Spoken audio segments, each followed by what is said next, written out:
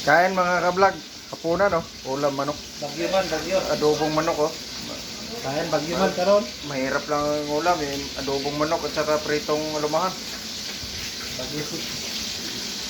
Mga kablog, paano ay bagyo. Tapos ito ay bagyo din eh.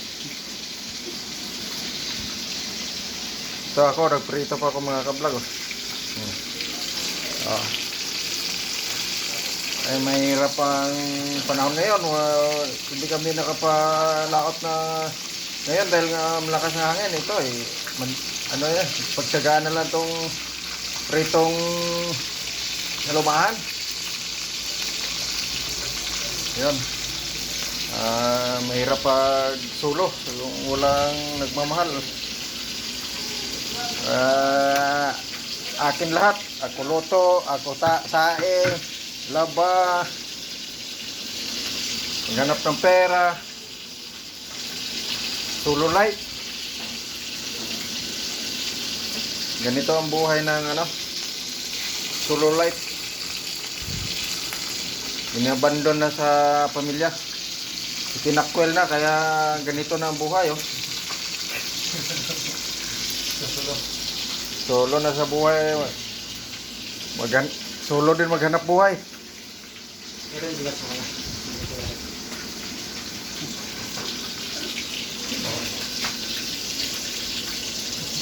Iisin na lang tong paghihirap. Dahil wala nang may nagmamahal. Buti ito si Dong Joel buti itong isa kong kasama, mayroong nagmamahal na pamilya. Ako wala eh. Ito nga, solo na lang ako nagluluto, solo ako naglalaba, lahat solo. Yan. Ganito ang buhay na inabandon ng pamilya. Itinakwel na baga, kung baga itinakwel na sa pamilya, ganito na ang buhay. Ang dahilan Ano do?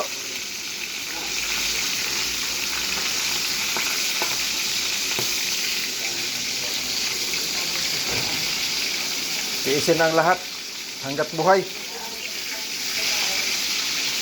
Makapahinga na lang sa mga pagtitiis at paghihirap kung patay na. Tawa mo ka do. Tinawanan ako sa kasamahan ko. Palibasang mayroong nagmamahal sa buhay. Kaya ako walang may nagmamahal sa akin. Tinakwil na ako sa pamilya ko. Inabandon na ako. Kaya nga kung mayroon mang magmamahal sa akin ay mamahalin ko rin ng lubusan na kagaya sa pagmamahal ng aking sarili. Kung mayroong pang magmamahal sa akin.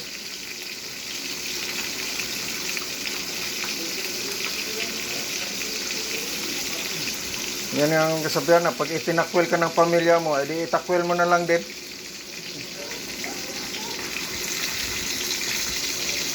Ano pang silbi mo pagmamahal kung itakwil ka ng pamilya mo? Wala nang silbi ang pagmamahal mo. Edi itakwil na lang din. At maghihintay sa panibagong kapalaran. Yan ang sabi nila na back to zero.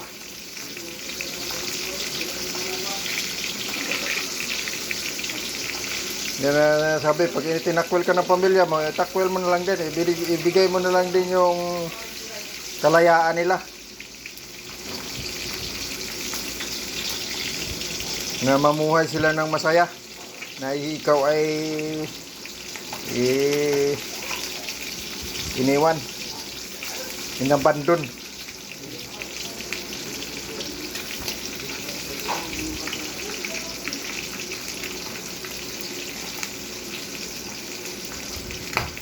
Kung sa bagay, kahit solo makakain pa naman. Ang pinakamasaklap nito, pag tumanda na, no, mag-edad ng 90, ay gapang-gapang napunta sa kusina.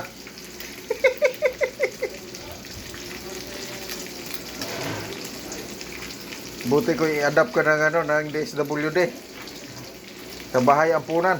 Pwede siguro, gapang na lang, punta sa Bahay Ampunan. Gapang na lang pala ako papunta sa Bahay Ampunan. O kung hindi ko na kaya mamuhay sa mundo na mag-isa. Uy! Kung sino mang magmamahal sa akin, ay mahalin ko rin na tulad sa pagmamahal ng sarili ko.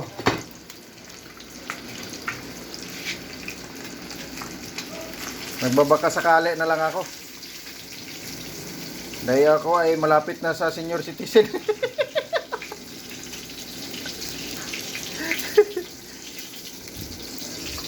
Sabi ka naman ano, kukuha sa gobyerno. Buti kung swelduhan tayo sa gobyerno. Kaya tulad ng trabaho. Meron na, bago. Ako sa bagay, nabalitaan ko rin na may sahod na daw ang senior citizen.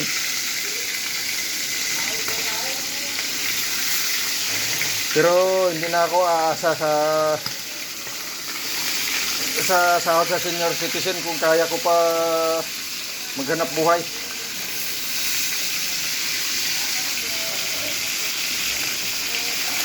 Ha! Nausok-usok na mga kablag ko.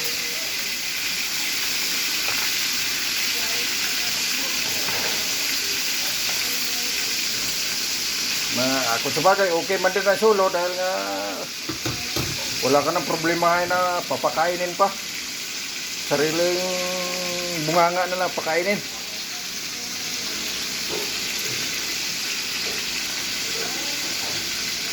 Yung 1 kilo, 3 saing na yan.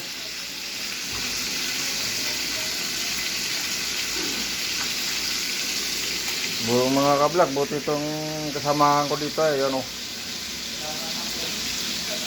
May nagmamahal sa kanya. Hindi nakakaingit. Hindi ako eh, walang nagmamahal sa akin.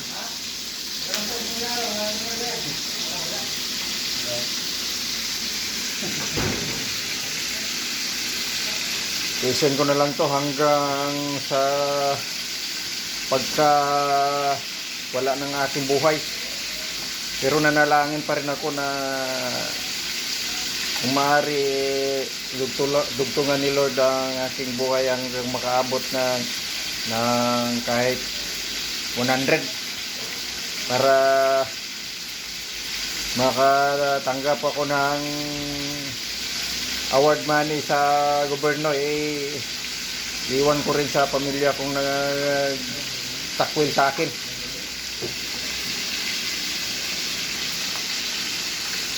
Ibang lahi. Ay wala akong kayamanan na ipamana sa kanila.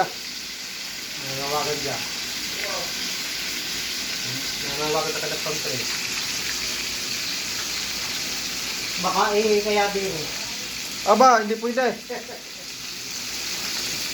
Dati mo na kaya para Napalot pa naman yung tawa niya, pangi, no? Ay kung hindi ko kumuha yung ilang hutot, ako ng binalgay-bilgay mo. Naku, matigas na din yung aking magic siguro. Natigas na yan. Ay, matigas na eh. Kaya pag dudugtong ko yung aking hilangan eh. Mga kablog, buti nga mga kablog, dinalaw ako dito sa Silda 11. Ito, dinalaw ako sa aking kaibigan. Dito sa Silda 11 ako na destino. Ibang lahi yan, ibang lahi. Buti kahit pa paano, mayroon pa na bisita sa akin dito sa Silda 11.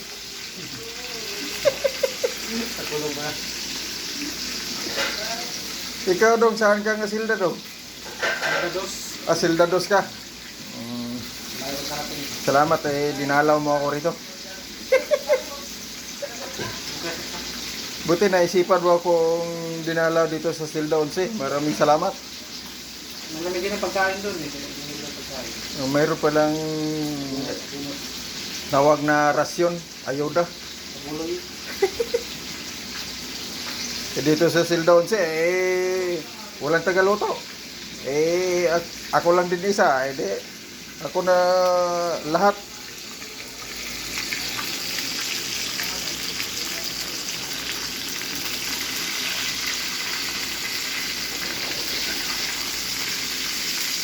Nakaka-vlog, ganito talagang sistema sa walang nagmamahal. Solo flight.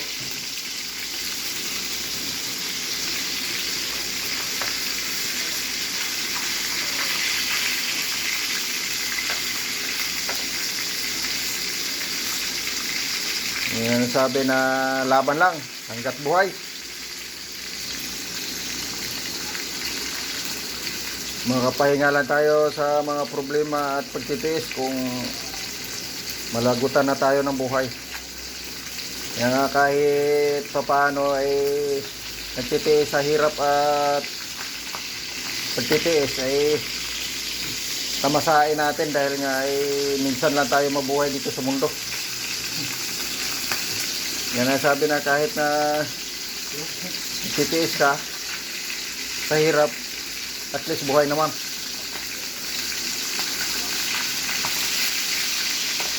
Uy. Sarap mabuhay sa mundo. Ang problema, hindi naman tayo dito tatagal. Darating at darating ang panahon ay tayo ay lilisan din sa mundong ito.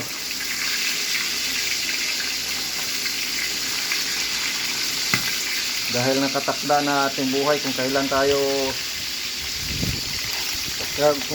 natin iwanan tong mundo natin, kung kailan tayo aalis.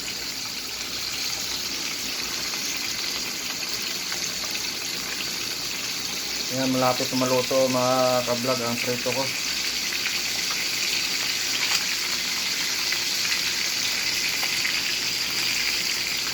Itong mga dito sa amin mga ka-vlog, ang alumahan ay pinapain lang yan.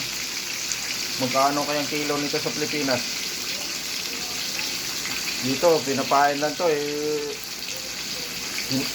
Minsan nga pag naluma na, pakain na lang sa swan. Pag tira na galing sa laot, pinapakain na lang sa swan. Pero kung sa Pilipinas lang ay kaya pang gawin pang ulam. Balita ko, napagkamahal daw ang isda sa Pilipinas.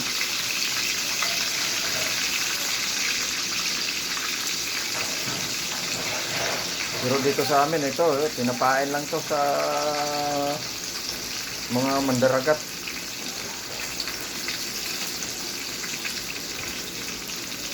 Sige mga ka-vlog, hanggang dito lang muna ang aking video adventure at maraming salamat sa inyong walang sawang support sa aking mga videos.